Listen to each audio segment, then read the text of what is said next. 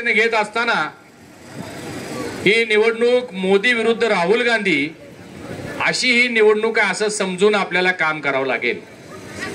उमेदवार संजय दादा समोर कोण आहेत याहीपेक्षा जास्त आपल्या देशाचं भवितव्य कोणाच्या हातामध्ये द्यायचं, आपल्या मुलाबाळांचं भविष्य कोण सुरक्षित करू शकतं, आपला देश कोण सुरक्षित ठेवू शकतो याची कल्पना आपल्या सगळ्यांना गेल्या 10 वर्षामध्ये आलेली आहे। 70 वर्ष जे नारे आपण ऐकत होतो, सडक बिजली पाणी आणि गरिबी हटाएंगे, हे सगळं आता कालबाह्य झालेलं आहे। अजून सुद्धा राहुल गांधींनी तीच घोषणा केली गरिबी हटाएंगे म्हणून। त्यांनी कदाचित बघितलं नाही देशभरामध्ये मोदींच्या नेतृत्वाखाली आज 25 करोड लोक दारिद्र्य रेषेच्या वरती आलेले आहेत। त्यासाठी अहोरात्र काम हे सरकार करतंय आणि म्हणून अशा सरकारच्या पाठीशी उभा राहणं हे आपलं परम कर्तव्य आहे। आपण पाहिलं असेल 60-70 वर्षामध्ये या देशामध्ये आपण सगळ्यांनी घोटाळ्यांची आणि भ्रष्टाचाराची मालिका पाहिली, परंतु या 10 वर्षामध्ये मोदीजींच्या कार्यकालामध्ये एकही भ्रष्टाचाराचा आरोप किंवा डाग आपल्या सरकारवर आला नाही, असं काम हे सरकार करतंय।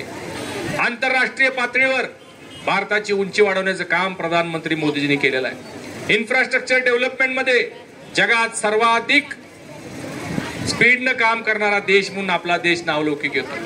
डिजिटल टेक्नॉलॉजी डिजिटल प्रणालीमध्ये सर्वोत्कृष्ट काम आपल्या देशामध्ये होतंय। आज आपला पासपोर्ट मजबूत होतोय, आज आपला रुपया मजबूत होतोय, आपल्या सगळ्यांची पत वाढते, आपल्या सगळ्यांची अर्थशक्ती वाढते। एकमेव नेता आजपर्यंतच्या इतिहासामध्ये आपल्या समोर आहे मोदीजी, ज्यांनी आपल्याला एक विकसित भारताचं स्वप्न दाखवलेलं आहे, विकसित भारताचा संकल्प केलेला आहे।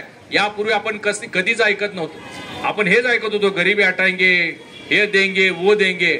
मोदीजीने आपल्याला स्वप्न दाखवलंय की आज आपण जागतिक अर्थव्यवस्थेमध्ये 5व्या क्रमांकावर आहोत आणि 3 वर्षामध्ये 2027 पर्यंत आपण अर्थव्यवस्थेमध्ये जागतिक अर्थव्यवस्थेमध्ये 3ऱ्या क्रमांकावर येणार आहोत। आणि हे स्वप्न पूर्ण करण्यासाठी, भारताला विकसित भारत बनवण्यासाठी, बलशाली बनवण्यासाठी कोल्हापूरचे दोन्ही खासदार निवडून जाणं ही आपल्या सगळ्यांची गरज आहे। म्हणून मी आपल्याला विनंती करणार आहे की संजय मंडलिक साहेब यांचं चिन्ह धनुष्यबाण आहे। गावागावामध्ये आपण आता प्रचाराला जाणार आहोत। काय झाले, कमळाचा प्रचार जास्त झालाय। आपण सगळे कार्यकर्ते, ते दिवार लेखन असेल, सोशल मीडिया असेल, अजून सुद्धा मोदींची जिथं सभा होते ते कमळाचा प्रचार जास्त असतो। तर आपल्या सगळ्यांना काळजीपूर्वक धनुष्यबाणाचा प्रचार आणि प्रसार जास्तीत जास्त लोकांपर्यंत पोहोचवून गावोगावामध्ये वाड्या वस्त्यांपर्यंत, साहेब महिलांची बैठक परवा चांगली झाली, तुम्ही बघू शकता। आज महिला पाडवा असून सुद्धा, घरात सण असताना सुद्धा एवढ्या मोठ्या संख्येने उपस्थित आहेत। त्यांनी संकल्प केलेला आहे, एक एक घर एक एक वस्ती आम्ही फिरून संजय दादांचा प्रचार करणार आहे। या पुढच्या कालावधीमध्ये त्याचंही नियोजन या सगळ्या महिला करणार आहेत। तर मी या निमित्तानं आपल्याला एवढीच विनंती करणार आहे की आजपासून आता 7 तारखेपर्यंत या आपल्या संजय दादांच्या प्रचारात आपण सगळ्यांनी अगदी रात्रंदिवस काबाड कष्ट करून त्यांना निवडून आणण्यासाठी आपण सगळ्यांनी प्रयत्नशील राहावं।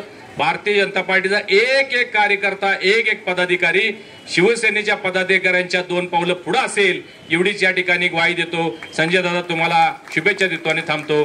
धन्यवाद। जय हिंद, जय महाराष्ट्र।